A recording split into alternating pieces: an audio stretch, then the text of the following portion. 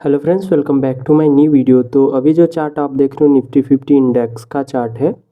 तो निफ्टी आज बहुत ही अच्छा ओपनिंग किया था, इस रेंज के बीच में ओपनिंग किया था। मैं बोला था कि 25,100 और 25,000 के बीच में अगर मार्केट ओपनिंग करता है, उसके बाद सस्टेन करके ब्रेकआउट देता है अपसाइड या डाउन साइड, तभी हम एक ट्रेड प्लान कर सकते हैं। तो निफ्टी ने किया क्या कि रेंज के अंदर ओपनिंग किया था। यहाँ पे आप देख पा रहे हो कि 25,100 का जो लेवल है और 25,000 का लेवल है, इसी लेवल के अंदर ओपनिंग किया, सस्टेन करके मार्केट इसी जोन के अंदर क्लोज भी कर दिया कहीं ना कहीं। ठीक है, तो अगर हम देखें कि कल के लिए हमारे लिए कौन से लेवल्स हो सकते हैं जहाँ पे निफ्टी के जो ट्रेड है हमें मिल सकते हैं। तो अभी तक हमारे चैनल पे आप नए हो तो चैनल को सब्सक्राइब कर लो और साथ में बेल आइकन प्रेस कर लेना, ताकि हमारे आने वाले नए वीडियो की नोटिफिकेशन आपको मिलती रहे। तो अभी हम बात करें, अगर निफ्टी कल के डेट में अगर इसी रेंज के अंदर ओपनिंग करता है, ठीक है, 25,000 और 25,100 के बीच में अगर यहाँ पर ओपनिंग करता है, ओपनिंग करने के बाद सस्टेन करता है, ठीक है। देखो, मैं हर वीडियो में बात करता हूँ कि मार्केट गैप अप ओपन करे या गैप डाउन ओपन करे या साइडवेज ओपन करे, ठीक है, मार्केट को सस्टेन होने देना चाहिए। गैप अप ओपन होता है फिर भी सस्टेन होने दो, ठीक है, रेंज बनाने दो। गैप डाउन ओपन होता है तब पर भी सस्टेन होने दो, और रेंज में ओपन होता है तो कोई बात ही नहीं, वहाँ पे सस्टेन होने के बाद ही ब्रेकआउट मिलेगा, ठीक है।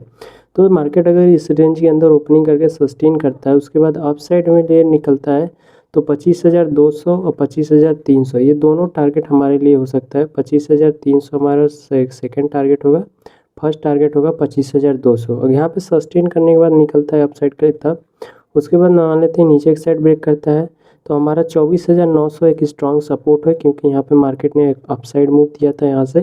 तो मार्केट सस्टेन करने के बाद नीचे एक साइड ब्रेक करता है, तो 24,900 का जो लेवल है वो हमारे लिए क्या होगा, फर्स्ट टारगेट होगा। बट ये ध्यान रखना कि 24,900 पे कोई भी पॉजिटिव कैंडल क्रिएट होता है, वहाँ से मार्केट अगर पॉजिटिव कैंडल देता है तो मार्केट कहीं ना कहीं फिर से 25,100 के रेंज के आसपास आ सकता है। मतलब ये जो 24,900 है वो क्या है, बाइंग लेवल हमारे लिए हो सकता है, अगर मार्केट यहाँ पे सस्टेन करने के बाद नीचे एक साइड ब्रेक करता है तब के लिए, ठीक है। ये तो हो गया रेंज के लिए। अभी हम मान लेते हैं गैप अप ओपन होता है तो हमारे लिए कौन से लेवल्स हो सकते हैं गैप अप में। तो देखो, अगर मार्केट गैप अप ओपन होता है तो गैप अप में क्या होगा कि गैप अप में अगर हम मान लेते हैं 25,100 का जो लेवल है, ठीक है, इस लेवल के ऊपर मार्केट ओपनिंग करता है और 25,200 के बीच में अगर यहाँ पे ओपनिंग करके सस्टेन करके ब्रेकआउट देता है अप साइड में, तो वो जब भी ब्रेकआउट दे या गैप अप खुलेगा हुआ तो सस्टेन होने देना चाहिए। ऐसा नहीं कि आप डायरेक्टली क्या करो कि गैप अप ओपन हुआ आपने डायरेक्ट एंट्री बना ली, ऐसा कभी मत करना। या गैप डाउन ओपन हो गया तो एंट्री बना ली, ऐसा कभी भी नहीं करना चाहिए, ठीक है। ये चालू मार्केट ट्रेड होते हैं, अगर डायरेक्ट उसके अंदर आप ट्रेड लेते हो तो आपका स्टॉप लॉस हिट होने के चांसेस बढ़ जाते हैं, उसमें कैपिटल आपका बहुत ज़्यादा ख़त्म होने के चांस बन जाते हैं, ठीक है। तो यहाँ से अगर मार्केट गैप अप खुलता है, उसके बाद सस्टेन करता है, उसके बाद अप साइड का ब्रेकआउट देता है, तो 25,300 हमारा first target, second 25,400, third 25,500। But ये ध्यान रखना कि 25,500 का जो लेवल है, ठीक है, यहाँ कि अगर कोई नेगेटिव कैंडल क्रिएट करता है यहाँ पे, ठीक है, कोई बियरिश कैंडल बनाता है, तो मार्केट फिर से कहीं ना कहीं आके 25,200 के लेवल पे सस्टेन कर सकता है, ठीक है। तो अगर मार्केट गैप अप ओपन होने के बाद अपसाइड ब्रेक करता है तो आप ध्यान रखना कि 25,300 फर्स्ट, 25,400 सेकेंड और 25,500 थर्ड हमारा टारगेट होने हो सकता है।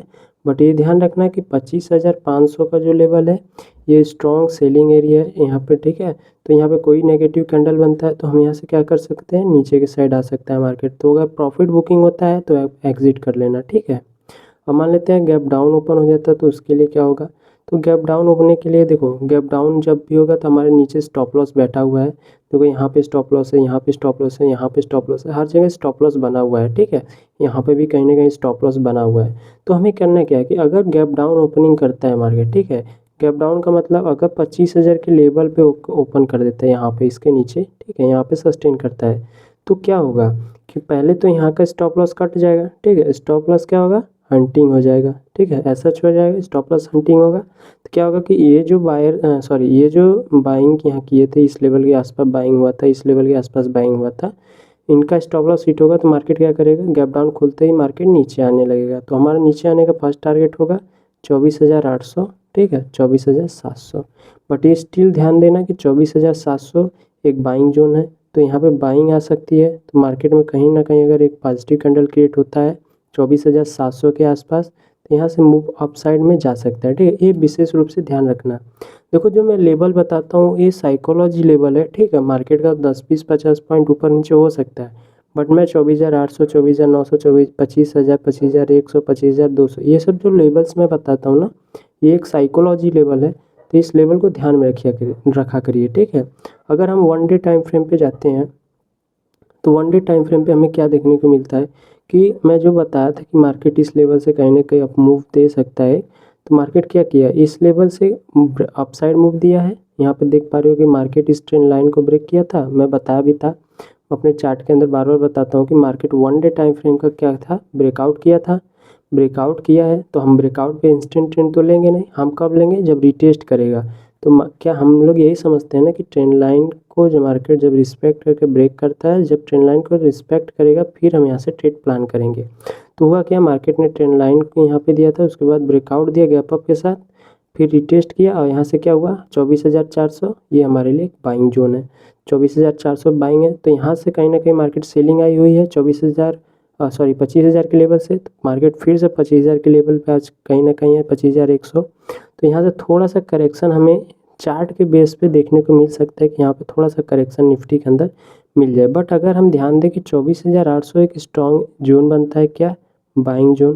तो यहाँ से अगर 25,100 से मार्केट 24,800 तक भी आता है तो यहाँ से हम रिकवरी की तरफ जा सकते हैं। मार्केट फिर से 25,000 के लेके 25,800, 25,900, 26,000 तक के टारगेट देखने को मिल सकता है, क्योंकि हाईएस्ट 25,600 हमारा जो टारगेट है इसको ब्रेक कर सकता है, ठीक है। तो आई होप कि आपको अच्छे तरीके से समझ में आ गया होगा। एनी डाउट आपको कोई भी दिक्कत हो तो आप लाइव के अंदर कमेंट में भी क्वेश्चन कर सकते हैं, और मेरे इंस्टाग्राम को भी फॉलो कर सकते हैं। एनी टाइम एनी क्वेश्चन, जो चीज़ें ना समझ में वहाँ पे आप मेरे को अच्छे से कमेंट में चैट के थ्रू समझ सकते हैं एनी क्वेश्चंस। टेलीग्राम अभी तक ज्वाइन नहीं किया हो तो टेलीग्राम को भी ज़रूर से ज्वाइन कर लेना, ठीक है। तो मिलते हैं अपने नेक्स्ट वीडियो में, तब तक के लिए धन्यवाद।